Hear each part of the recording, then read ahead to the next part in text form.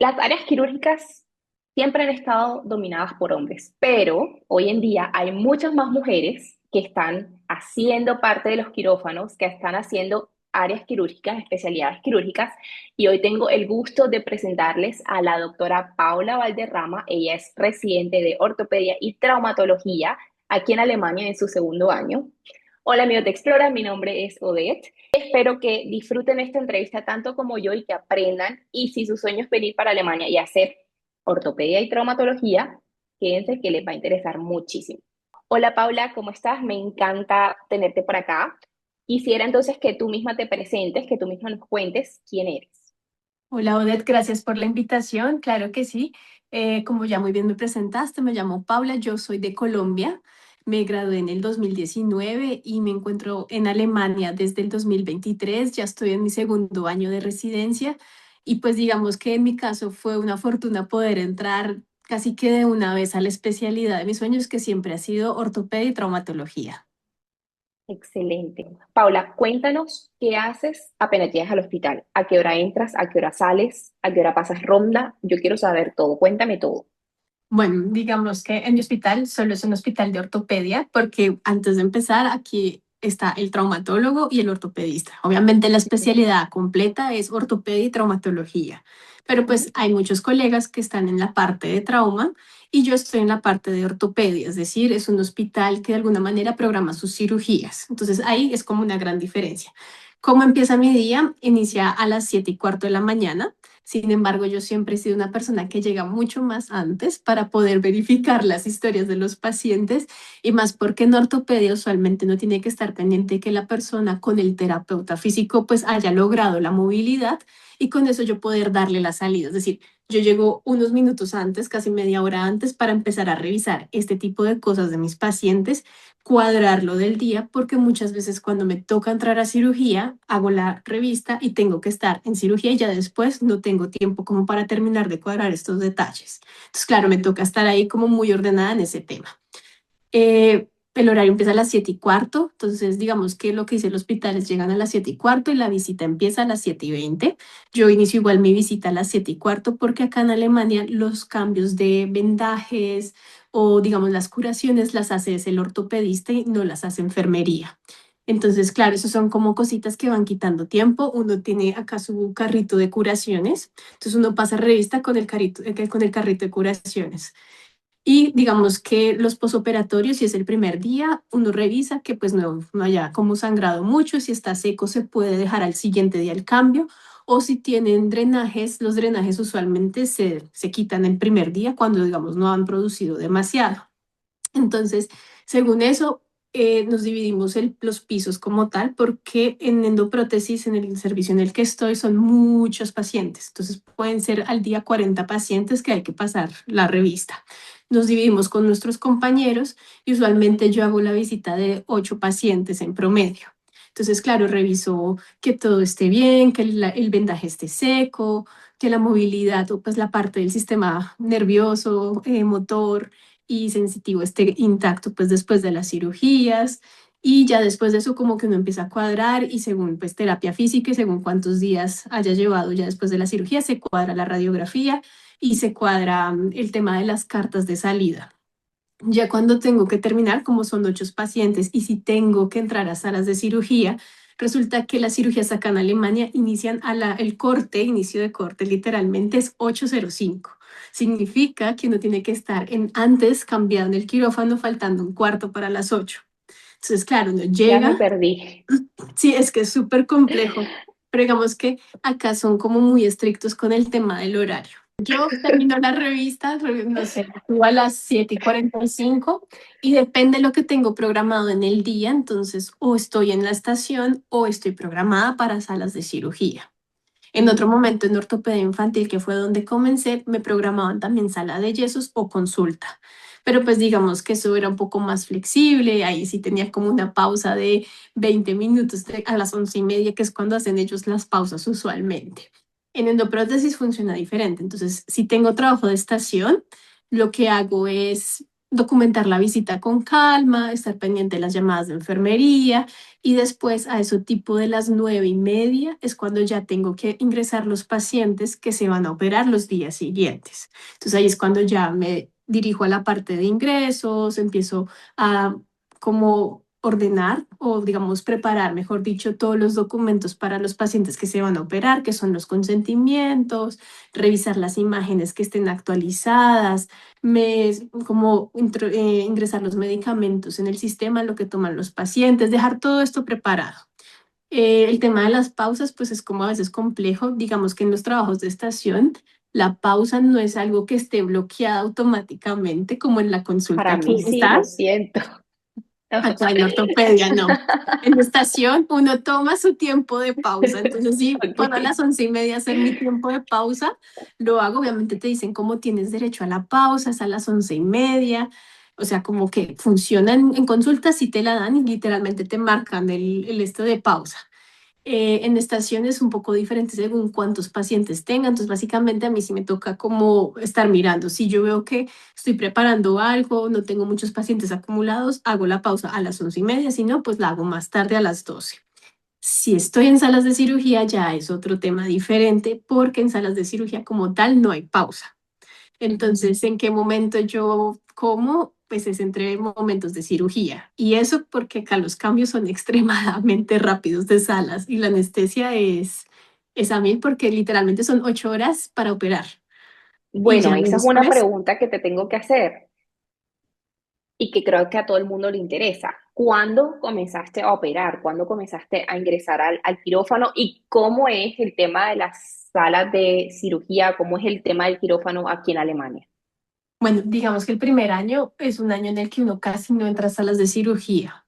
El primer año es donde uno empieza como a conocer las estaciones, cómo funciona el trabajo, lo de los ingresos. Uno empieza a hacer como todo el tema de los Aufklärung, es decir, cómo explicar y aclarar lo que es el Consentimientos consentimiento informados. informado, exacto. Pero pues digamos que obviamente según lo que uno puede entender, porque muchas veces aquí nadie te explica, entonces es mucho de autoestudio, de incluso me ha tocado a veces pues con ChatGPT, o sea, literalmente cuando son cosas rarísimas, yo le pregunto esto qué significa y literalmente es como esto es tal y tal cosa, puntual, porque obviamente eso es como una desventaja al inicio, ¿no? Lo que pasa es que ya a partir del segundo año uno ya puede empezar a entrar mucho más a salas de cirugía. Entonces, yo a partir del segundo año ya empecé a entrar más como asistente, o sea, como primer ayudante sería eso. Y para el tema de operar, eso es muy relativo de los servicios. En traumatología se opera mucho más porque hay mucho más volumen de pacientes, es decir, los colegas que están en estos servicios de trauma usualmente tienen como Rufbereitschaftsdienst, entonces ellos operan y están a disponibilidad de llamado para operar casi que hasta medianoche, porque es mucho el volumen de pacientes. En mi caso es diferente porque como son cosas programadas, digamos que ahí va dependiendo de la complejidad. En ortopedia, a partir del primer año, uno puede hacer retiros de materiales. Yo he hecho unos pocos, o sea, completamente sola, he hecho uno.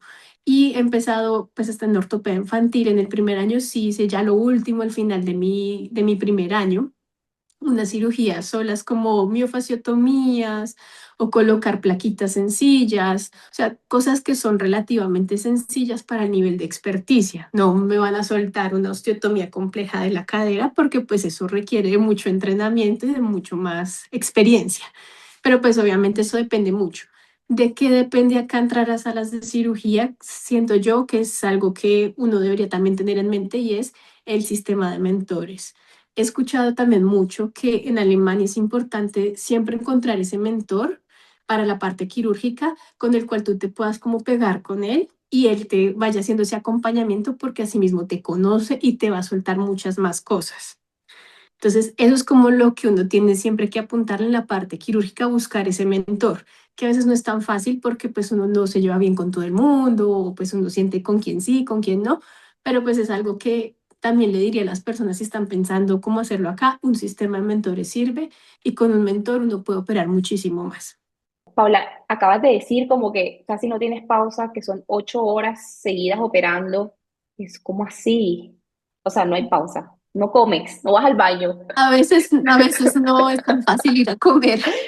Pues, Es cierto que los cirujanos tienen que usar pañales porque no pueden ir al baño. ¿Cómo es eso? no, pues Cuéntanos digamos eso. que entre las cirugías siempre como hay ese espacio, y obviamente acá en ese sentido es como si necesito ir al baño, yo digo como necesito primero ir al baño y te dicen como ve, no hay problema, o sea, ese tipo de cosas está permitido, lo mismo que si yo digo no, necesito primero comer o tomar algo, siempre te van a decir claro, ve y come algo y toma algo.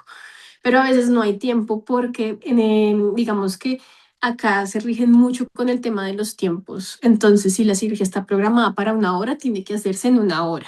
Entonces, ellos tienen unas cosas llamadas como hora de inicio, como Schnitt und Nahtende. Entonces, significa la hora de corte y cuando se terminó de colocar la última sutura.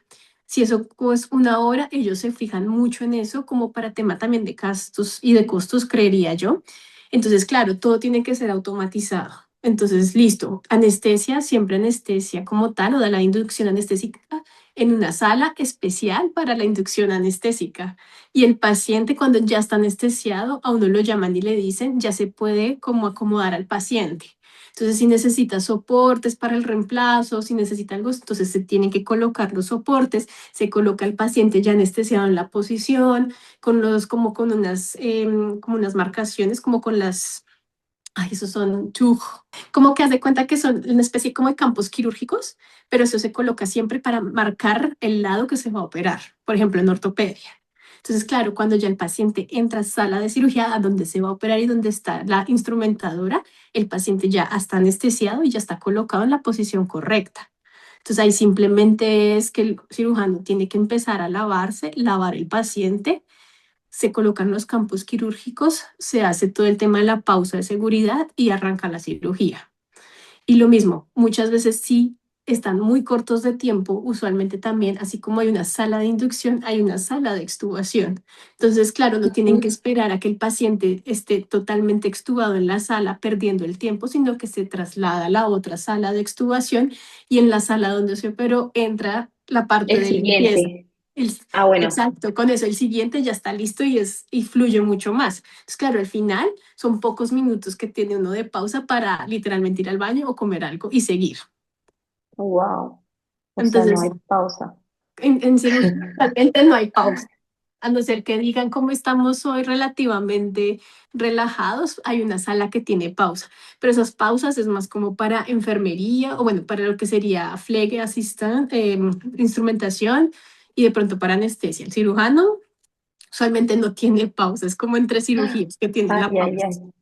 En tu segundo año, ¿qué has hecho diferente? ¿Cómo has ido avanzando en la residencia, por ejemplo, a comparación de tu primer año?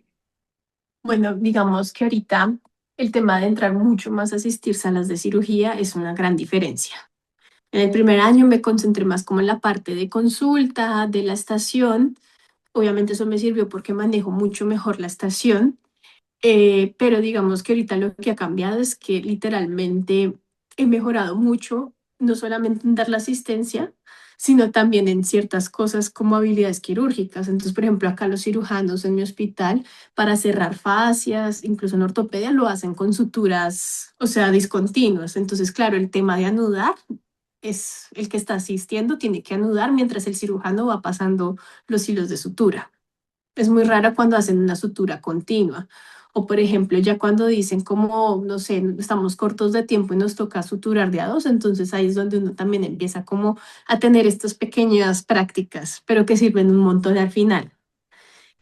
También como esa confianza en saber de, listo, si tengo que hacer el reemplazo, cómo tengo que colocar al paciente, qué necesito yo para hacer el Lagerung en alemán, o sea, literalmente posicionarlo. Ese tipo de cosas creo que no están en los libros, eso se aprende solo en la experiencia y eso es algo que ha cambiado. Y que a medida que uno va avanzando, también a uno le van soltando más cosas. Entonces, cada vez le van soltando ciertas cositas más. Entonces, la próxima vez le sueltan a uno, entonces empieza a cerrar tejido celular subcutáneo, cosas de ese estilo. Ok. Ahora que tú mencionas que sales del trabajo a las 3:45 de la tarde, Sí, ¿y si de verdad te vas a las 3:45 o haces muchas Überstunden? hago Überstunden. Entonces ahí es donde yo digo, como depende de lo que Ajá. tenga programado en el día. porque bueno, en la estación podría decir que ya es el trabajo relajado. ¿Qué pasa? Entonces, uno tiene que siempre estar preparando las cartas de salida de los siguientes días. Entonces, en ortopedia, sobre todo si son reemplazos articulares, los pacientes se van a las rejas. Entonces, muchas veces o se van directo a la casa y después se van a las rejas o se van directamente a las rejas. Y usualmente las salidas tienen que ser a cierto tipo de horas, entonces que a las 10 de la mañana o después de la radiografía. Entonces, claro, si uno no deja las cosas preparadas el día anterior, muchas veces si todos están en salas de cirugía, no hay como una persona, así como por así decirlo, que esté del servicio pendiente de esas cartas, sino que tienen que esperar enfermería a que alguien conteste o entre cirugías como estar pendiente de eso y validar las cartas de salida. Entonces, Ujú. claro, como yo digo, a veces no me rinde mucho a mí el tiempo, yo prefiero quedarme un par de minutos, no sé, media hora o una hora como mucho, es como mi límite es una hora. Después de una hora yo digo, yo ya no hago más, yo me voy para mi casa. Para dejar todo listo o las radiografías o cosas de ese estilo. Cuando uno está en piso, usualmente pues está eso, pero no falta si alguien se complica, que esa es una gran diferencia, ¿no? Que es algo que de pronto no he mencionado y es aquí el especialista tiene que hacer el manejo integral. Entonces, si el ortopedista vio que tenía una hiponatremia el paciente, toca corregirle la hiponatremia. Diferente en Latinoamérica, que cuando yo estaba en ortopedia muchas veces era como, oh, tiene una hipocalcemia, Interconsulta la por medicina interconsulta por interna. medicina interna. Acá no funciona así. Entonces, claro, a mí me ha tocado hacer muchas cosas de volver, obviamente gracias a la experiencia de médico general que tuve en Colombia, de manejar ese tipo de cosas, o por ejemplo las crisis hipertensivas, de ajustar antihipertensivos. Eso es algo que en Colombia, pues obviamente era como interconsulta por medicina interna y ya eso no me pertenece, solo me ocupo de los huesos y ya. No, acá es diferente, acá si el paciente está mal, entonces toca, bueno, si lo ve el internista te da como una recomendación, entonces hágale los Ujú. ajustes. Yo le hago los ajustes porque soy la especialista tratante y después tengo que controlar todo eso. Entonces no es como Claro. simplemente me desentiendo de todo lo que es medicina y solo me ocupo de arreglar huesos, no. Acá en Alemania el médico literalmente tiene que ser la parte integral, hacerle el manejo integral al paciente. Paula, comentaste algo también de que ortopedia y traumatología son diferentes, pero están juntas. ¿Cómo es esto? O sea, ¿en algún momento rotas, pasas a traumatología? O sea, actualmente estás en ortopedia y eventualmente pasas a traumatología. ¿Hace parte de la especialidad como tal? ¿Son 5, 6, 7 años? ¿Cómo es esto? Entonces, toda la especialidad son los 6 años y está el tronco común. En mi caso, yo tengo que rotar por los servicios que me hace falta, es decir, urgencias, cuidado intensivo, que todavía está pendiente de la rotación, y el tema de traumatología. Entonces, en mi hospital hay la opción de hacer 1 o 2 años. Esos son convenios que tienen los hospitales. Entonces, obviamente, como son convenios, digamos que están las personas ahí en la lista de espera y se hace como el intercambio. Entonces, si va uno de nosotros a traumatología, viene uno de traumatología a hacer su rotación como de ortopedia, y de las cosas de endoprótesis, el tema de ortopedia infantil, todo lo que, digamos, estaría solo en la parte ortopédica, pero asimismo existen otros hospitales que solamente ofrecen pues la parte de traumatología e igual siguen viendo ortopedia y traumatología. Entonces, por ejemplo, en mi caso tengo un compañero que viene de trauma y ellos en su rotación obviamente hacen todo lo de trauma, pero también en el hospital de ellos hacen reemplazos articulares. Es como que ellos también complementan ahí, solo que su énfasis o su fortaleza va a ser el trauma. En cambio, en mi parte va a ser como el énfasis la parte ortopédica más que el trauma, porque de alguna manera yo también lo decidí así. Solo que estos hospitales a veces son un poquito recelosos porque muchos quieren es pasarse a la parte de ortopedia una vez se terminaron el tronco común. Entonces, como que esas es como las dos opciones, sin embargo, al final te van a preguntar lo mismo a ambos. Así tú hayas estado en un hospital de solo trauma o en un hospital de solo ortopedia, te preguntan en el examen todo.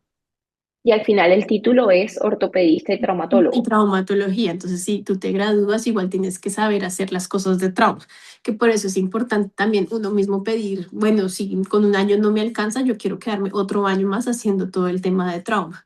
Aquí también es muy flexible en ese sentido de si yo quiero rotar y me sentí mucho mejor o me hace falta, yo hablo con los jefes y se cuadran las rotaciones correspondientes para como suplir esos vacíos que puedan estar quedando según lo que uno cree, ¿no? Ok.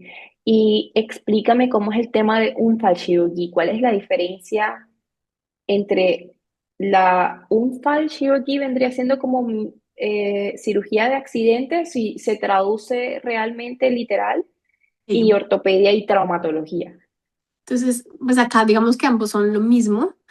Acá un falchirugía o traumatología es básicamente todo lo que tiene que ver con fracturas, pero pues acá un falchirurg, el cirujano de trauma, también es el que está comandando siempre los equipos. Entonces, si avisan que llega un trauma, él tiene que estar liderando el equipo y él revisa todo, o sea, es decir, trauma cráneoencefálico, trauma de tórax, trauma abdominal, trauma de pelvis, trauma de extremidades, o sea, todo el trauma, no es solamente como huesos y ya hasta luego, no. Entiendo. Entonces, obviamente, ellos están especializados en esa parte y cuando llega alguien sí tienen que hacerle un TAC para mirar toda la parte del cuerpo que está, que es lo que necesita más urgente, ellos coordinan. Entonces, por ejemplo, si tuvo un trauma cráneoencefálico y detectan que tiene un trauma cráneoencefálico, no sé, severo y tiene que operar el neurocirujano, ellos son los que llaman al neurocirujano y neurocirugía va. Entonces esa Ok. también es como otra diferencia, porque usualmente en Colombia era como si llegó neurocirugía, pues neurocirugía es el que se encarga de esa parte, como que cada uno tiene su propio trauma, acá es el traumatólogo hace todo. O si por ejemplo tiene, no sé, un taponamiento cardíaco o un neumotórax, pues lo mismo, ahí tiene que saber colocar tubos de tórax el ortopedista, cosas de ese Pero estilo. entonces, por ejemplo, eso no me queda claro todavía. Tu título al final no sería también un Fachchirurgie und Orthopädie Sí. en alemán. Ujú. O No, sea, o sea, la palabra traumatología no existe, ¿cierto? es ¿O un me estoy? fachirurgi. Un Fachchirurgie, o sea, tú estás haciendo un Fachchirurgie und Orthopädie. Sí. Ok, ok, listo.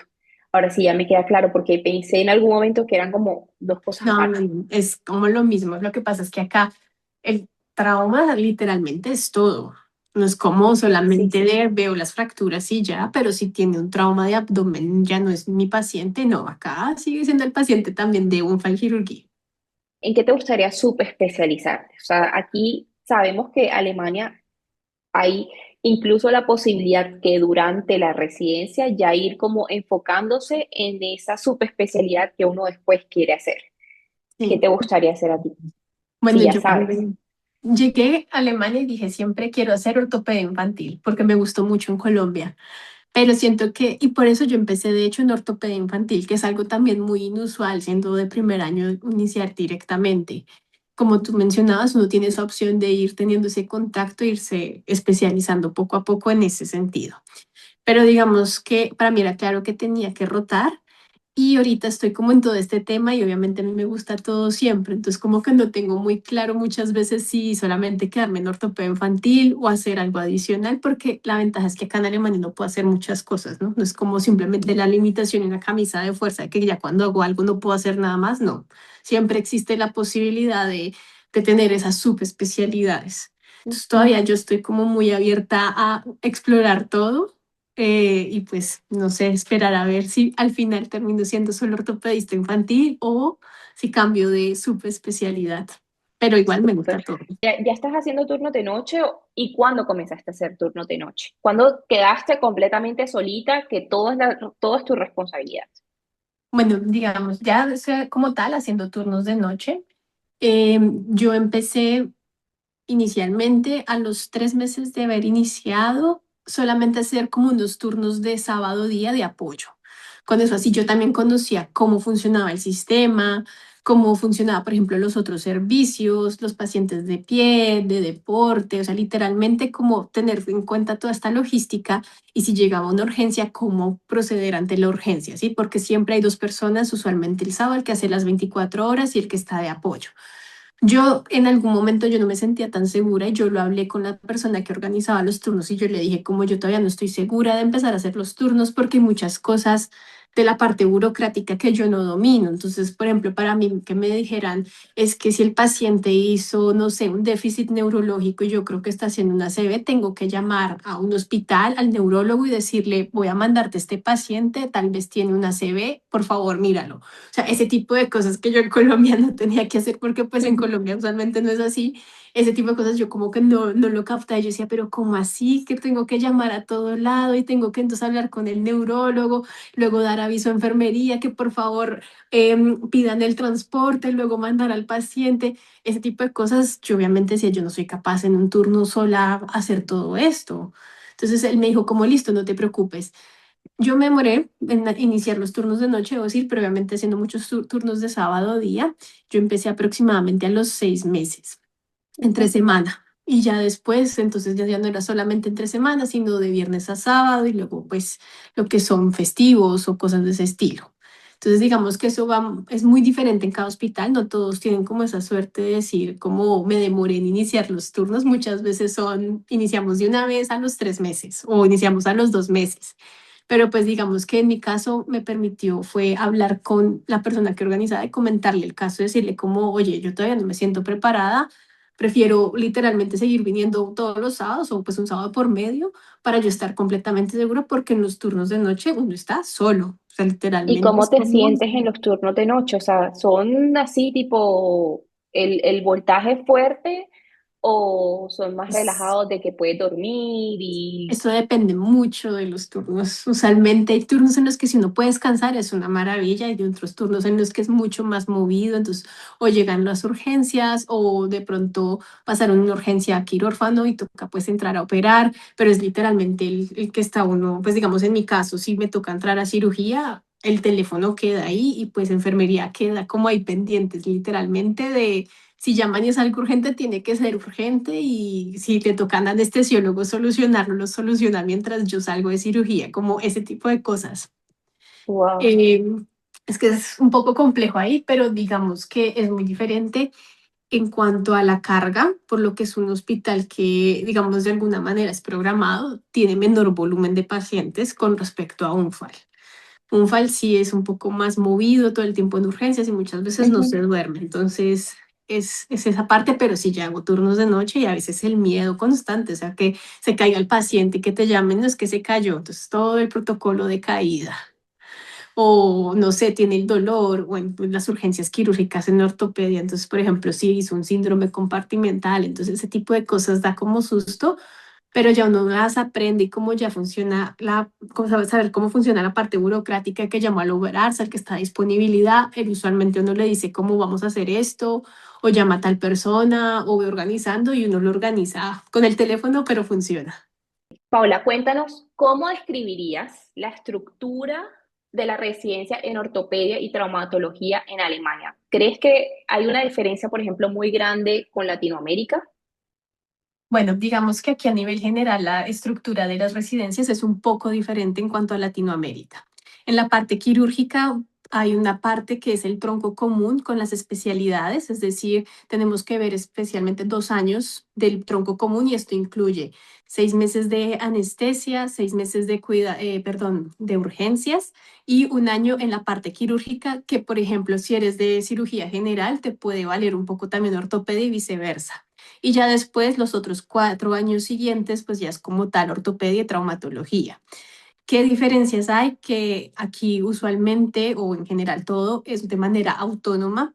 Las rotaciones también son, digamos así, como de manera autónoma, es decir, si tú estás en un hospital universitario, son un poco más fijas las rotaciones a comparación de los hospitales que no son universitarios. Entonces, cuando estás en un hospital no universitario, siempre es como que tienes que estar ahí encima de los OVARs para poder cuadrar las rotaciones, pero pues al final siempre como que se ajusta en todo momento y como que no hay problema para rotar o ver lo que uno tiene de interés en las especialidades.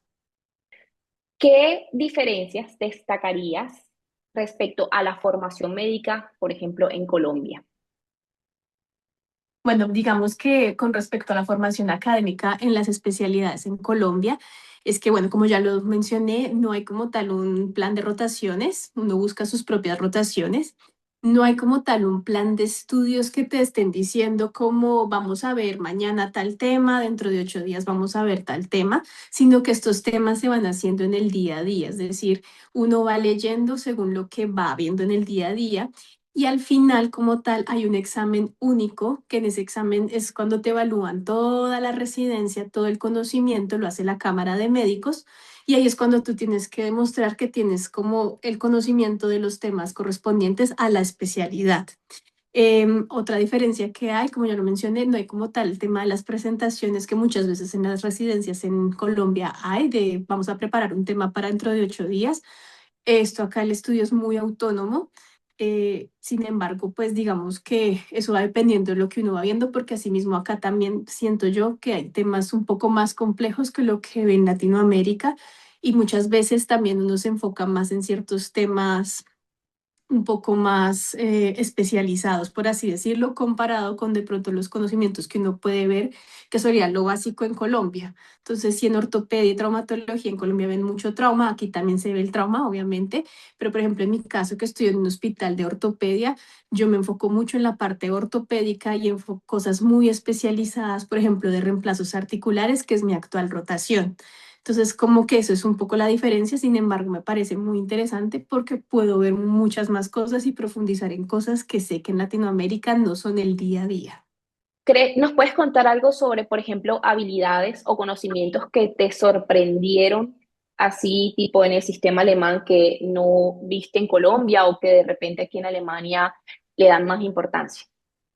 Bueno, cuando yo empecé como tal aquí en la residencia, empecé en ortopedia infantil y una de las cosas que más me llamó la atención fue el tema de los clavos de alargamiento que se hacen precisamente para la diferencia de extremidades. En Colombia yo lo había visto como interna, sobre todo con unos tutores de Ilizarov usualmente, que eso servía para alargar las extremidades. Yo me sorprendí porque dentro de mis primeros días me tocó ver un posoperatorio en un niño y resulta que estos clavos de alargamiento son magnéticos, es decir, se implanta el clavo en el fémur y después el cirujano como marca dónde puede estar el imán, a los 2, 3 días empieza el alargamiento y eso es como colocar un iPad encima de la pierna, se ajusta y entonces la máquina indica el alargamiento, cuánto se debe hacer por día, porque son, digamos, 0,5 milímetros al día, entonces se hace 2 veces. Como ese tipo de cosas, obviamente yo nunca lo había visto, ni siquiera sabía que existía este tipo de teclado que es un Nagel Precise, pero pues acá me gustó bastante. También, por ejemplo, en ortopedia infantil vi mucho el tema de tutores, digamos que lo que hacen es empezar como a corregir la deformidad. Obviamente todo esto es computarizado, es decir, se toman las radiografías, se meten los datos en un sistema y el sistema arroja cuántas vueltas al día hay que hacer para lograr una Wow. corrección. Entonces, este tipo de cosas me gustó muchísimo. Ya cuando paseando prótesis, digamos que acá en el hospital donde estoy, las rodillas se hacen asistidas por robot. Entonces ellos dicen cómo tenemos dos tipos de prótesis, lo que serían las prótesis normales o las prótesis, por ejemplo, asistidas por robot. Entonces literalmente entrar a asistir una cirugía de esas es completamente diferente a asistir un reemplazo de rodilla normal sin nada de eso. Entonces, claro, tener que posicionarme en la cirugía un poquito al lado porque entonces la cámara tiene que coger como los pines donde se está haciendo primero como esa pequeña impresión en 3D, se hace todo eso en el sistema, luego el robot o el sistema calcula dónde se tienen que hacer todos los cortes para que la prótesis quede, digamos, bien implantada. Todo ese tipo de cosas es una gran diferencia que en Latinoamérica no tenemos. Usualmente los reemplazos articulares son normales. O, por ejemplo, los reemplazos de cadera acá en Alemania, eso sí, lo hacen siempre con radiografía o con fluoroscopio, mejor dicho. En Latinoamérica no, los reemplazos articulares usualmente los hacen, digamos que con la experiencia, obviamente conociendo los ángulos, pero acá en Alemania lo hacen y confirman que todas las angulaciones estén correctas antes de cerrar el paciente. Eso también me Wow, sorprendió bastante. increíble. Yo, o sea, bueno, esto es un mundo nuevo completo para mí, obviamente, y me parece futurista, la verdad, pero súper interesante, súper chévere, súper interesante. Wow, wow, wow. Sí, Y hay me muchas imagino que lo cosas. que viene, lo que seguirá viniendo para la ortopedia va a ser increíble. Sí, digamos que en el hospital en el que estoy, ellos siempre quieren como seguir, digamos, investigando, ¿no? Entonces, obviamente también tienen su laboratorio para mejorar el desarrollo de las prótesis, que no se aflojen. O sea, todo ese tipo de cosas me parece muy, muy interesante porque hay el recurso para poder hacer esta investigación. Entonces uno Súper. ve esas mejorías también en muchas cosas que van cambiando poco a poco en los conceptos. Y eso me parece interesante porque de verdad, pues, hay como todo un tipo de recursos. Está, digamos, la parte también intelectual que siempre está pensando cómo podemos mejorar y el desarrollo de nuevas tecnologías me parece increíble. De verdad que sí, de verdad que sí. Es una gran ventaja que ofrece Alemania, realmente, porque, como tú dices, tienen los recursos para poderse dar el lujo de hacer ese tipo de investigaciones. ¿Cómo logras equilibrar la vida profesional y la vida personal durante la residencia? Bueno, digamos que en esto no estoy tan completamente equilibrada, pero es mucho más sencillo comparado a si estuviera haciendo la residencia en Colombia, en el sentido de que yo sé que tengo un horario establecido, es decir, yo tengo que trabajar de 7:15 a 3:45.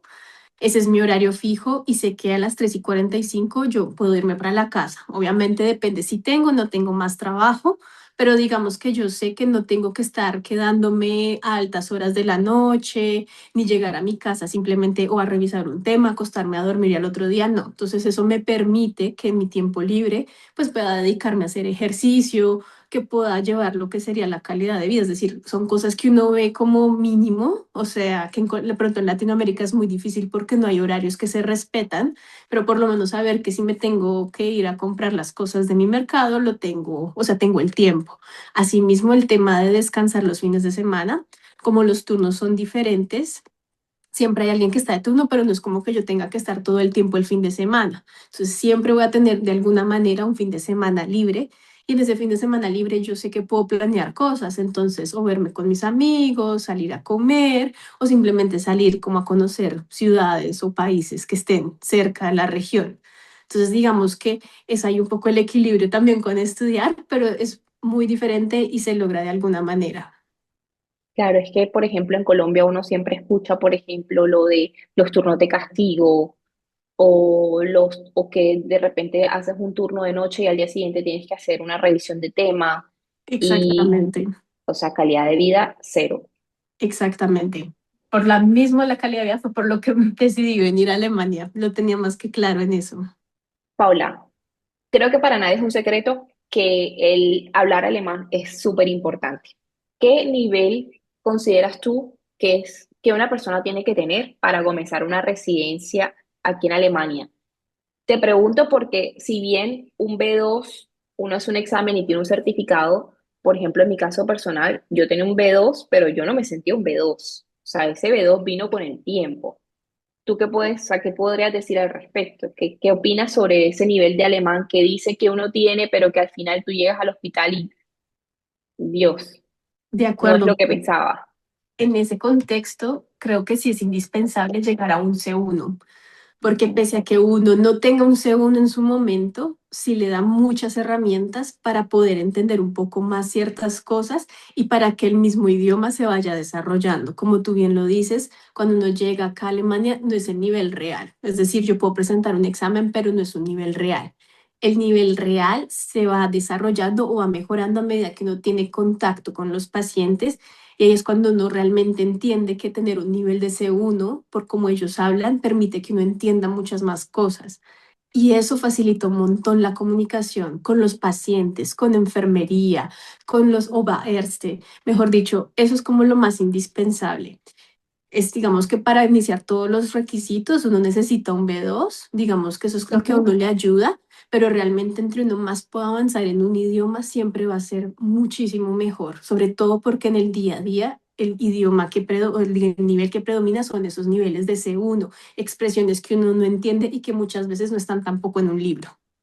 Totalmente de acuerdo, totalmente de acuerdo.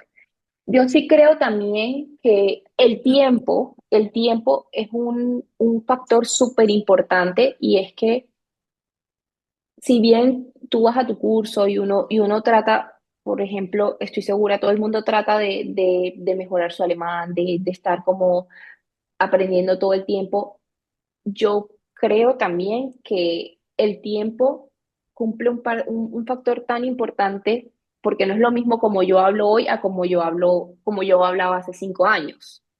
De Y acuerdo. probablemente nunca lo hubiese, o sea, ni 5 años en un curso me hubiese dado la fluidez que me dio el día a día de estar, por ejemplo, trabajando. Totalmente Y de creo acuerdo. que, y por eso muchas veces les digo a las personas, el alemán es un idioma de paciencia, de darle tiempo, de sumergirse, acostumbrar el oído, de adentrarse. No es simplemente hacer un curso, un año, listo, ya sé todo. No. Créeme que como Totalmente. vas a hablar después cuando créeme que como vas a hablar cuando termines el curso no va a ser lo mismo que en 5 años, para nada. Totalmente de acuerdo. Al inicio, digamos que estos cursos uno lo que le dan son las estructuras básicas y que muchas veces se cree que listo, hice el curso, ya no necesito nada más ni repasar, pero muchas veces no es así. El alemán es un idioma de volver otra vez a repasar estructuras básicas para poder entender lo que sigue, porque muchas veces se olvida y ya esto con el tiempo, pues uno lo va entendiendo mucho más. Pero es el día a día y tener unas buenas bases gramaticales, eso nada que hacer. Y con el tiempo. Totalmente de acuerdo, y es un idioma que de verdad te exige estudiar, o sea, no es como que uno lo aprende en la calle, sino que de verdad hay que hacer un curso, hay que sentarse, hay que tratar de entender la gramática, etcétera, etcétera. Es un curso, un idioma de verdad que te pide de verdad a sentarte a estudiar. Totalmente. Así es.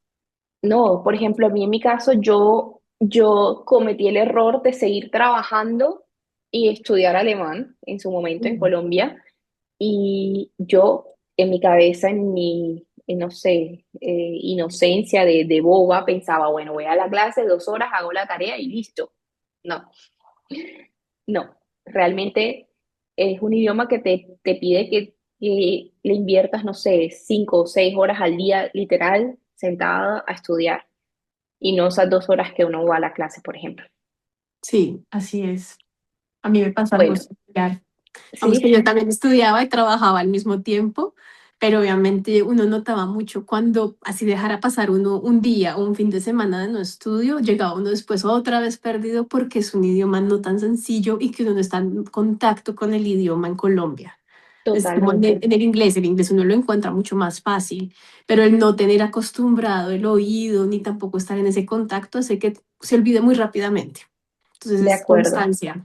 ¿Recuerdas alguna anécdota o algún momento difícil cuando comenzaste la residencia aquí en Alemania? Sí, digamos que lo que más me marcó al inicio y que fue un choque también que tuve fue el trabajo de la estación. Y no porque no hubiese trabajado en Colombia como en un piso, sino porque el personal de enfermería me preguntaba todo al inicio. Es decir, yo estaba, pasaba la revista y después llegaba a enfermería y me empezaba a bombardear con preguntas, ¿no? Porque pues acá el médico tiene mucha más responsabilidad. Entonces, cualquier cosa, la decisión la toma el médico.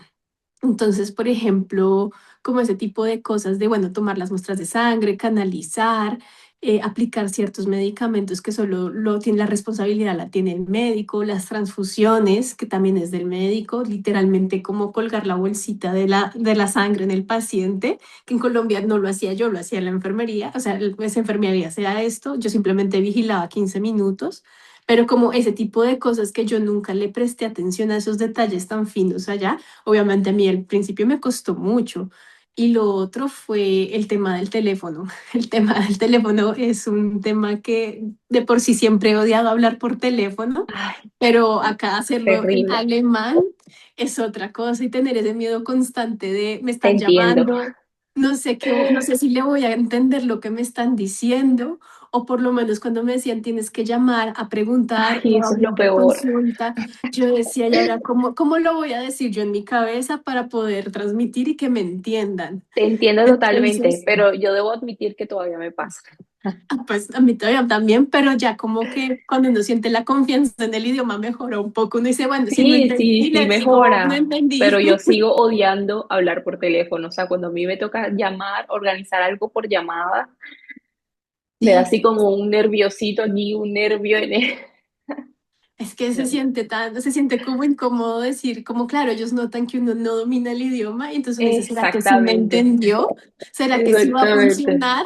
Entonces, claro, es esa sensación, a mí también todavía me pasa, pero fue como de las cosas que yo dije al inicio, como no puedo creer que todo sea por teléfono acá. Te En entiendo Colombia totalmente. Nada, era como interconsulta por el sistema y se acabó. Exactamente. ¿Te ves a largo plazo, Paula? ¿Te imaginas quedándote viviendo aquí en Alemania o te imaginas devolviéndote para Colombia? De pronto es muy pronto para responder la pregunta, pero ¿ya has pensado algo al respecto? Pues digamos que mi plan, ¿no?, inicial siempre fue venir a hacer la especialidad y luego devolverme a Colombia. Creo que se ha mantenido por el momento. Sin embargo, obviamente sé que no va a ser inmediatamente. Si me llego a devolver a Colombia, no va a ser inmediatamente apenas termine. Seguramente sé que en mi caso me va a motivar seguir estudiando algo más y voy a terminar como alargando eso. Pero de alguna manera yo siempre dije como no, si yo me voy a especializar en Alemania, yo sí quiero como regresar acá también a Colombia y como traer todo eso que hay allá. Sí, también El ayudar conocimiento. a mis, digamos, como a mis propios pacientes, ¿no? Porque eso es como lo que uno dice, como rico ver todo eso y rico también ver que de pronto nuestros propios pacientes se puedan beneficiar algún día de este tipo de cosas. Entonces, siempre había sido eso como mi objetivo.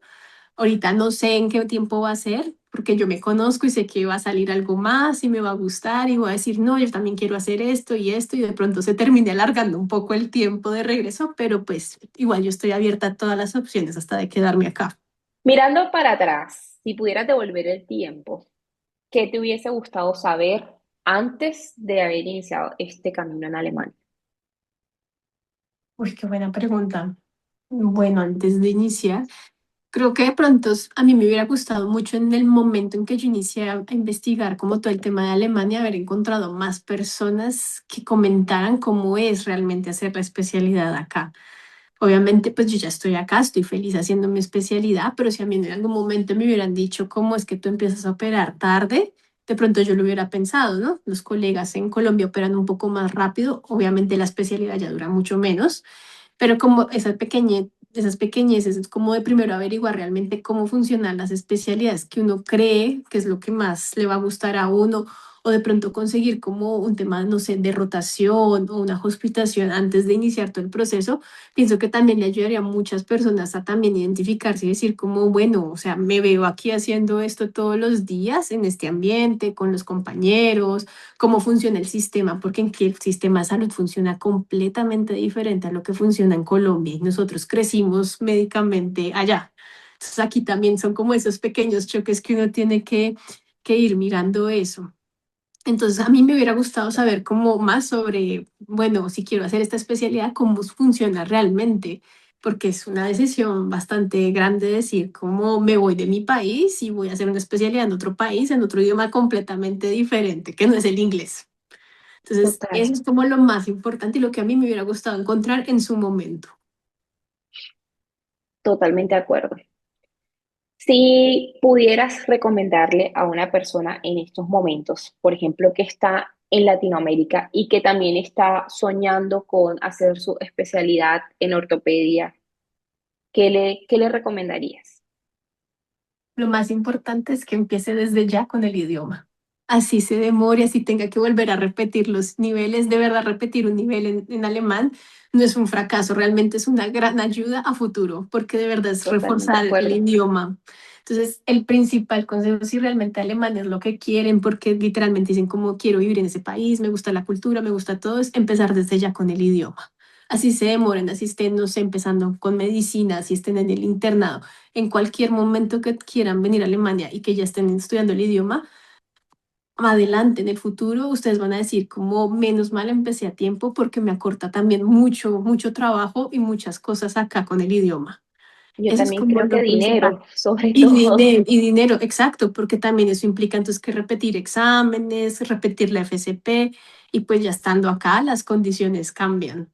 Entonces ya es cuando uno dice se me está Totalmente, acabando la cuenta bloqueada, no me totalmente. toca volverlo a repetir, ya los exámenes están a más tiempo, o sea, un montón de estrés que se puede uno ahorrar desde una simple cosa que es empezar a estudiar en Colombia o en el país en el que uno esté. Totalmente de acuerdo, totalmente de acuerdo. Creo que de verdad la gente no se alcanza a imaginar lo que se ahorran en dinero y en tiempo si comienzan a aprender el idioma desde su país. Sí, Eso es indiscutible, total. indiscutible. Avanzar lo que más se pueda en el idioma, en eso estamos completamente de acuerdo. Bueno, y también yo quiero aquí como agregar muchas veces, obviamente también hay que ser conscientes de que lo que uno aprende en el país de uno no va a reflejar la realidad cuando uno llega a aquí a Alemania, perdón. Pero siento que el haber ya estudiado una parte gramatical son las bases que te van a permitir acá en Alemania literalmente mejorar y explorar todo eso, porque tú ya aquí vas a adquirir mucho más vocabulario, tú ya vas a entender de dónde viene cada cosa y literalmente vas a aprovechar mucho más el contacto acá. Entonces, Totalmente de porque no sea acuerdo. el idioma real, pero sí son las bases para que de verdad uno acá pues pueda fluir un poco más en el idioma. ¿Quisieras compartir alguna reflexión, algún mensaje para todas esas personas que nos están viendo y que piensan que venirse para Alemania es imposible, es inalcanzable, es súper difícil? ¿Qué les dirías a estas personas? Yo diría que no es un sueño difícil ni tampoco imposible. Como todo, no es un proceso lineal, tiene muchos altibajos, pero lo más importante para lograr todo acá en Alemania es ser constante.